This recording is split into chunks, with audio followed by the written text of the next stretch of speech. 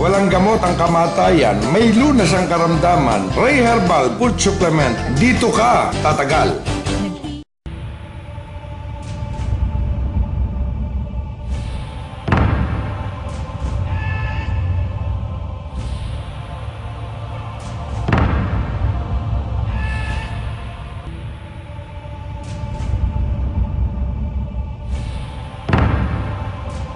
Kaya nga, ito ay ang hamon ko sa'yo. Pagalingin mo to. Gusto ko makita kasi ito ngayon, nakukuha ko sa may hinlalaki niya, sa ibaba ng hinlalaki niya, parang alalim na ng sugat. Diabetic to eh. Ikaw, being herbalist, anong tansya mo rito? 3 months. 3 months. Tingnan ko nga kung talagang mabisa yung herbal mo. Pwede ko na pagalingin. Magre-resign ako. Sige. Okay, sige. Tinanggap na ni Ray Herrera yung hamon ko. Pagagalingin daw yung sugat mo na yan. Gusto ko makita. So, handa mo sa linggo na to, tingnan ko na papadalhan ka. Imo-monitor mo, susumbong mo sa akin ha. Walang dayaan to, baka may dayain mo ako. Okay?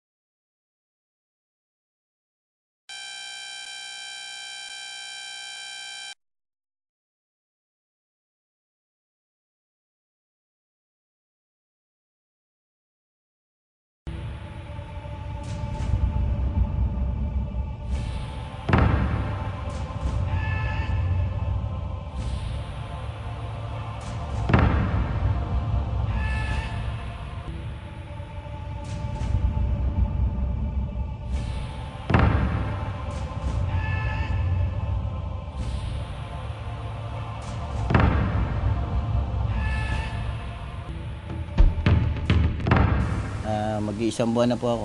At yung aking pong sugat sa ilalim ng talampakan ay bumababaw na ang lalim ng pagkakasugat. Sa simula ko na nung uminom ako nung hindi man ako nakakaramdam ng pagkirot ng aking sugat. Minamanmanan ka namin kung nagbago ng estado ng sugat mo, dyan sa paano yan? Unang tanong ko sa'yo, binibisita ka ba ni Karay at mga tauhan niya? Tapos sa gabi, kinakausap ka, minamasa-masahe ka, sinusuhulan ka ng pera.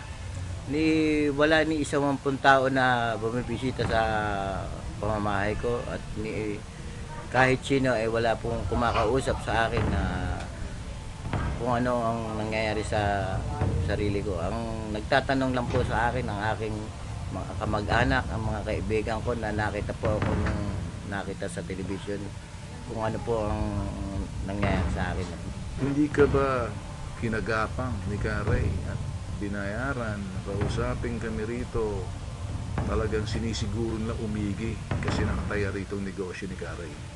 Wala pong kumakausap sa akin dito. Wala.